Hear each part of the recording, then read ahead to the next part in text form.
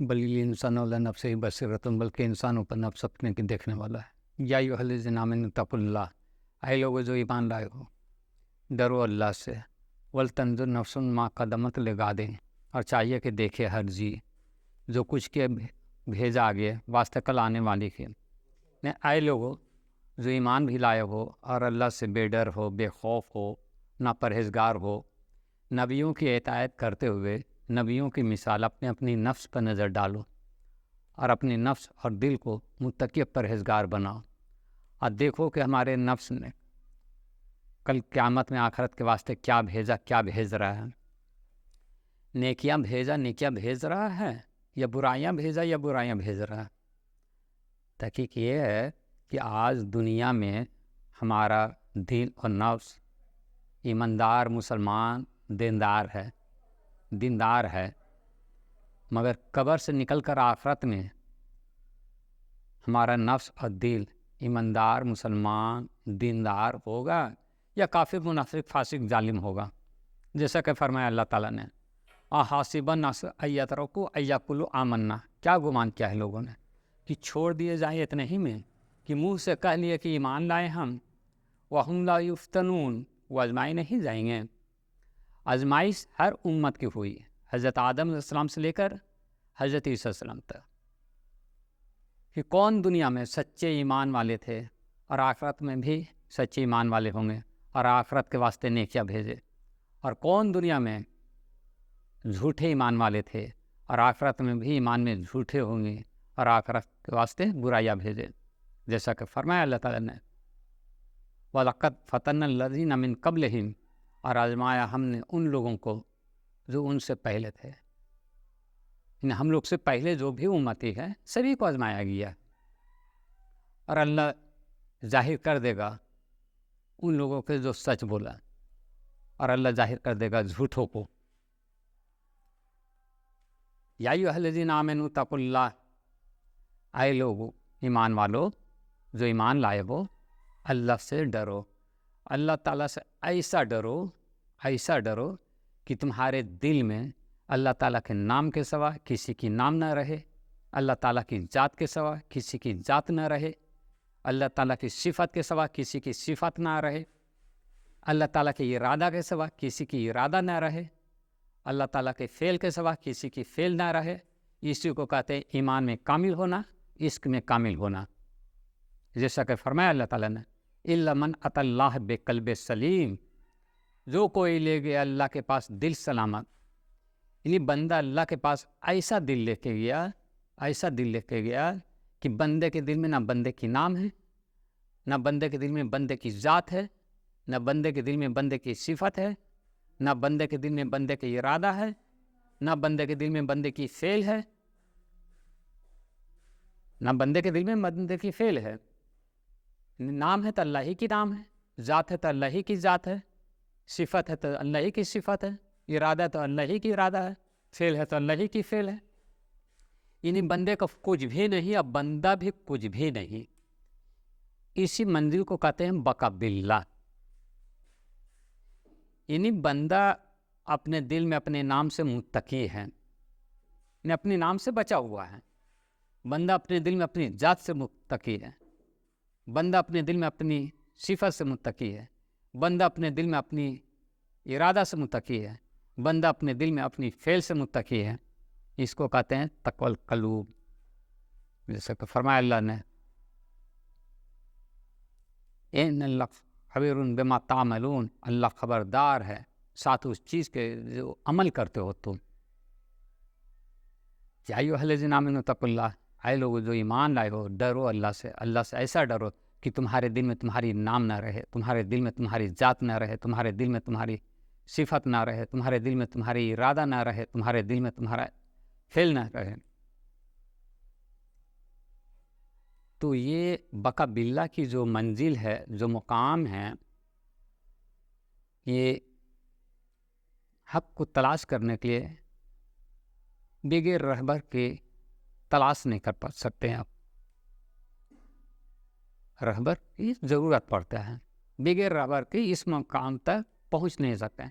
تو بقا باللہ کی منزل تک پہنچنے کے لیے पहले फनाफिल रसूल तक पहुंचना पड़ता है। जब फनाफिल रसूल तक पहुंचेगा तब फिर फनाफिल शेख तक पहुंचते हैं। पहले फनाफिल शेख के बाद फनाफिल रसूल तक पहुंचते हैं, उसके बाद फनाफिल्लाह बक़ाबिल्लाह। तो सबसे पहले आपको शेख की ज़रूरत है, यानी पीर की ज़रूरत है, एक कामिल मुर्शिद की ज़रूरत है। जब आप किसी कामिल मुर्शिद की हाथों पे दस्तबैत होते हैं तब ये ज़िंदगी तलाश कर सकते हैं हम। सिर्फ वो से सूफ़ी बोले हैं, हर खानक़ाह में ये बात है कि जिसे खुद की नहीं है पहचान, जिसे खुद की नहीं है पहचान वो कब बना इंसान। और कुरान में जो बार बार ये हिदायत आ रहा है, या अय्युहल्लज़ीना आमनू तक़ुल्लाह, या अय्युहल्लज़ीना आमनू तक़ुल्लाह, ऐ लोगों जो ईमान लाए हो डरो अल्लाह से, डरो अल्लाह से। तो ईमान ही वाला को क्यों डराया जा रहा है भाई? काफिरों, मुनाफिक, फासिक, जालिम, इन लोग को क्यों नहीं डराया जा रहा है? सिर्फ या अय्युहल्लज़ीना आमनू तक़ुल्लाह, ऐ लोगों जो ईमान लाए हो अल्लाह से डरो। तो ईमान वाले तो खुद ही डरे हुए हैं, फिर उनको डराने की क्या ज़रूरत है? तो अल्लाह के एहसान है ईमान वाले को, पर अल्लाह की एहसान है जो डरा रहे हैं ताकि तुम्हारी ज़िंदगी संवर जाए, तुम वो हक को तलाश कर लो, उस हक को तलाश कर लो। और तुम पे फिर वो हक को जब तलाश करते हैं आप, पीर की निगाह करम से, पीर के हुक्म से, पीर जो आपको वजाइस दिया है, जो जिक्र किया है, जो तसव्वुफ दिया है, उनकी तसव्वुफ में रखे इस ज़िंदगी को बनाने के लिए दो चीज़ बार बार कुरान में आ रहा है। बलिल इंसान वाला नफ्से बसीरतन, बल्कि इंसान ऊपर नफ्स अपने के देखने वाला है। और दूसरी तरफ आ रहा है या अय्युहल्लज़ीना आमनू तक़ुल्लाह, या अय्युहल्लज़ीना आमनू तक़ुल्लाह, ऐ लोगों जो ईमान लाए हो डरो अल्लाह से, डरो अल्लाह से। तो जब तक आप पीर नहीं पकड़ते आप डर ही नहीं सकते हैं। पीर की निगाह करम ही सब, पीर की खौफ ही सब डरते हैं।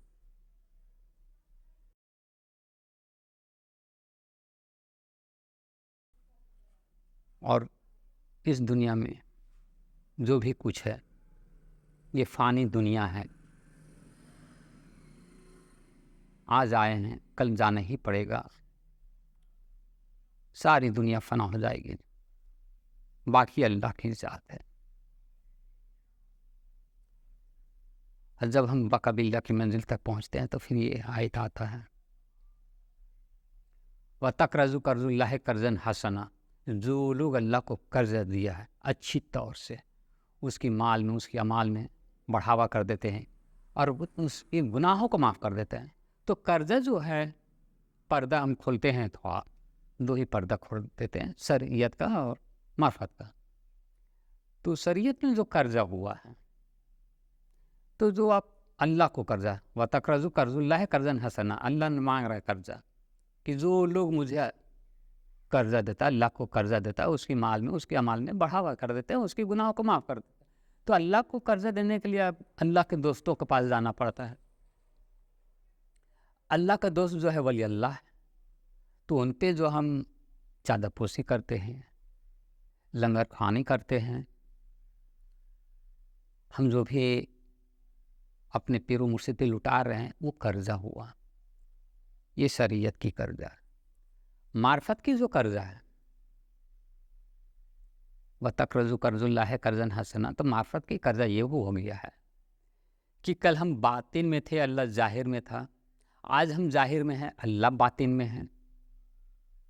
तो जब हम बक़ाबिल्लाह की मंजिल को तय कर रहे हैं, जब उस मुकाम को हम तय कर चुके हैं कि अब अपने हस्ती को मिटा दिए अल्लाह की हस्ती में, नहीं मेरे दिल में अल्लाह के नाम के सिवा किसी की नाम नहीं है, अल्लाह की ज़ात के सिवा किसी की ज़ात नहीं है, अल्लाह की सिफ़त के सिवा किसी की सिफ़त नहीं है, अल्लाह की इरादा के सिवा किसी की इरादा नहीं है, अल्लाह की फ़ेल के सिवा किसी की फ़ेल नहीं है, बल्कि नाम है तो अल्लाह ही के नाम है, ज़ात है तो अल्लाह ही की ज़ात है, सिफ़त है तो अल्लाह ही की सिफ़त है, इरादा है तो अल्लाह ही की इरादा है, फ़ेल है तो अल्लाह ही की फ़ेल है।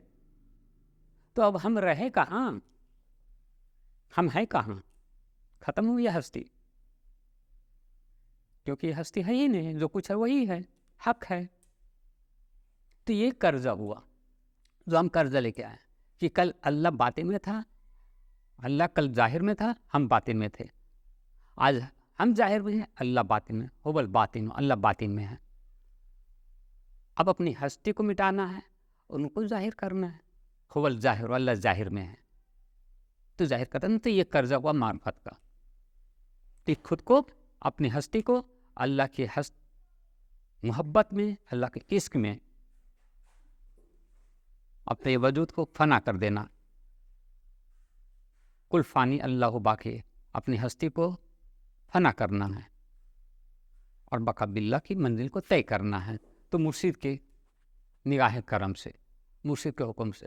مگر آج اس دنیا میں لوگ مرید بھی ہوتے ہیں، بے انتہا مرید ہو رہے ہیں، مگر کچھ مرید اسی میں سے تو مریض بھی بن جاتے ہیں، کیونکہ ایمان لاتے ہیں تو گناہوں کے توبہ جو کرتے ہیں پیر صاحب کے ہاتھوں پہ،